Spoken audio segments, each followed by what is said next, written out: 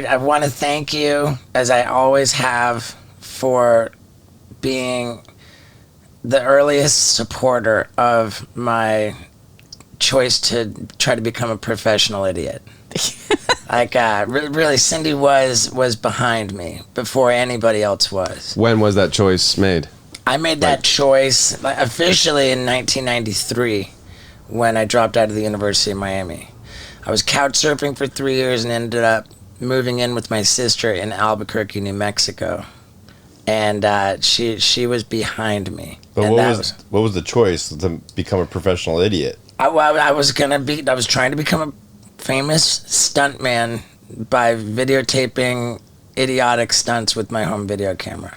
And there was no precedent for that. Cindy was a supporter. She let me live in her house, and she found out about... Tell a little bit about how you feel about the way I tell the story of you taking a dump in is that accurate? It is. So in Albuquerque, I was the City Hall reporter, and we had a little bureau downtown separate from the main City Hall, the main newspaper office. And there were 5 of us in this downtown burew. At the Albuquerque Tribune. Albuquerque Journal. Oh, the Albuquerque Journal. Oh, yeah. Tribune was the enemy. That was the rival.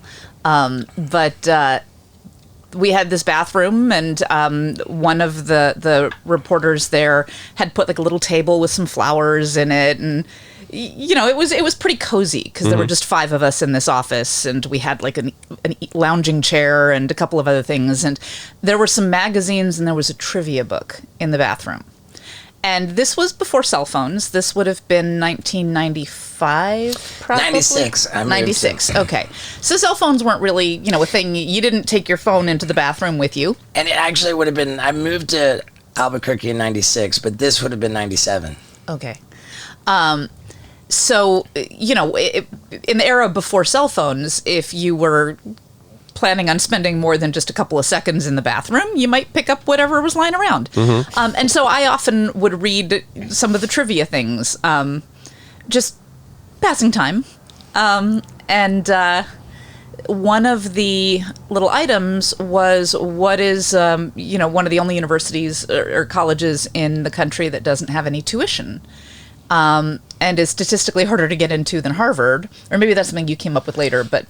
and it was the Ringling Brothers Barnum and Bailey Clown College in Sarasota that had auditions, throughout the year for each class, and then didn't charge any tuition. And I thought, Ringling Brothers Barnum and Bailey Clown College, that could be a way to legitimize that could be awesome. Because at the time, you had signed up, you'd been in and out of school, but I'd encouraged you to sign up at UNM, and you took a gymnastics class. Yeah. And that was and you really wanted the standing backflip, and you worked really hard on it, and you got it. And you'd always done a couple of bar tricks for beer, because, but you went to we found out that, I did some research, I found out that there were auditions coming up, and... Yeah. You tell the story better than I do. Well, I remember. It was the very same day you took the dump.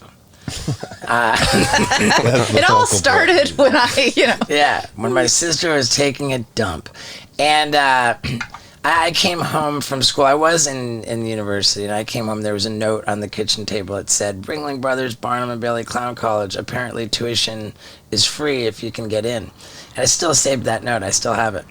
And so I thought, oh, okay, well, this is cool. And I called up the phone number, and I think it was just a voicemail that said, I was getting ready to tell him, how I'm a rad stuntman. And it was just a voicemail saying, if you want an audition schedule, then leave your address. And so I left the address and didn't think about it too much. And then when the audition schedule came in the mail, I wasn't home. I was on Ryan Simonetti's floor barfing all over his carpet, with alcohol poisoning. I've seen the footage, I think, of that. Yeah, the one where I'm at the top of the stairs. And so I was very hungover when I came home to find this piece of mail from me with the audition schedule. And I looked down it, and it said, Albuquerque, for the class of 1998, there's a cutoff line. I saw Albuquerque, so it's not until next year, so whatever. And I just was hungover, and I just put it back down. I went to go smoke pot at my buddy's house. And then when I came home, I walked in, and Cindy was very stern. She says, "How are you getting to Denver by Monday?" She insisted. Yeah. Why? Because you were such a good roommate? Because above the line, there was an audition for college in Denver. Were you before that the type of guy to say that? Like, because I feel like nowadays you would have been like, oh, they're not coming to Albuquerque for another year, so I'm going to go to Denver, or I'm going to figure out how to do it sooner. You wouldn't be just like, I'll just wait then. Like, were you that type of guy? And is Cindy kind of like, when he said to you, I want to be a crazy stunt man, were you kind of like, well, okay, you're going to have to fucking make some shit happen here. Like, you got to get some skills or something? Like, was it kind of a, you know what I'm saying? Our dad, in his youth, sold encyclopedias or something, and he raised us. There were a couple of quirks in how we were raised. It might not be everybody's experience.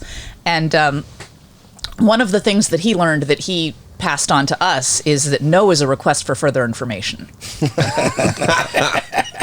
No just means they obviously didn't understand the first time, so you need to rephrase. I love it.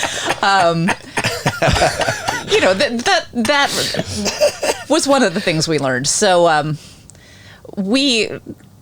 the other thing is, it doesn't really matter what you're going to do, but if you're going to do it, rock. Like, go balls out. Really do it hard. We don't really half-ass anything.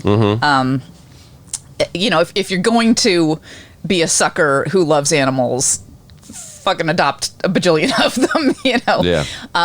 Whatever it is, do it well. Because doing anything half-assed is just offensive. Sure. Yeah. So, So when Steve came to you and was like, I want to be this famous stuntman, like, I knew you were supportive, but the sort of, what was so your what are you reaction? going to do? Yeah. Right. If that's what you want, okay, cool. What are we going to do about it? Right. How can I help you? Because that was, that was always... Yeah, I remember one of the first things when we moved to Albuquerque, I had just dialed in the standing backflip. And I had taken to rubbing alcohol on my skin and lighting it and using it in my hand as a fire-breathing torch. So once I was rubbing alcohol on my skin and lighting it on fire, I decided, oh man, I'm going big. I'm going to pour rubbing alcohol all over my entire body and light my whole body on fire and then do a standing backflip. I smeared Vaseline all over to try to make it a little bit safer. And I chose for my first time doing this stunt, which I pictured being a pretty big one, when the radio station announced that they were holding a Freak of Nature contest. So I called up the radio station and said, I'm going to douse my entire body with rubbing alcohol, light it up, my whole body on fire, do a standing backflip. And I guess the 90s were a different time in Albuquerque because they were like, right on, you're in. Yeah. Right Done. on, you're in, done. And my sister was there holding the wet blanket to wrap around me to put me out. Wow. Yeah. I think I've also seen footage. I'm pretty sure it's you filming. Cindy comes in, wakes you up, and is like, walks you outside, and you just do a backflip in the front yard. It's like, it felt like this is kind of like a ritual of like, wake me up in the morning, I'll just do a backflip first thing or something like that. Because a backflip in and of itself, just a backflip on its own was kind of like whatever. And so I was just looking for ways to make it cooler. So like light my whole body on fire. And I thought, what if I said, Cindy, like come in, before I'm awake, like film me sleeping, wake me up and say, okay, do a backflip. And, I should do something with that footage. I had my teeth all broken and shit. Yeah. But yeah, that was my sister. Nobody else was like, stoked to help me. Like, And then after clown college too, you were like doing a bunch of clown tricks. There's like an hour of footage where you're trying to get this one trick right, and you're like, okay, like you hear you just being like so supportive, but also just sitting there the whole time filming it is like a task, Yeah. And because Cindy was so instrumental, so like without Cindy's support, I never would have gone to clown college. Who knows? I probably would have gotten somewhere, but Cindy was in my corner, and I'm just forever grateful for that. Yeah, I really, really, genuinely am forever grateful for that. America. If you thought Jackass Forever was crazy, oh boy, do I have a show for you. It's a multimedia comedy show called The Bucket List Tour. And the stuff I filmed for this show is way too hot for Jackass. Like the general anesthesia bike ride, the vasectomy Olympics, and skyjacking. The footage is so intense, we have full-grown men passing out at almost every city this bus goes to. So if you think you can handle it, get your tickets right now at stevo.com. Yeah.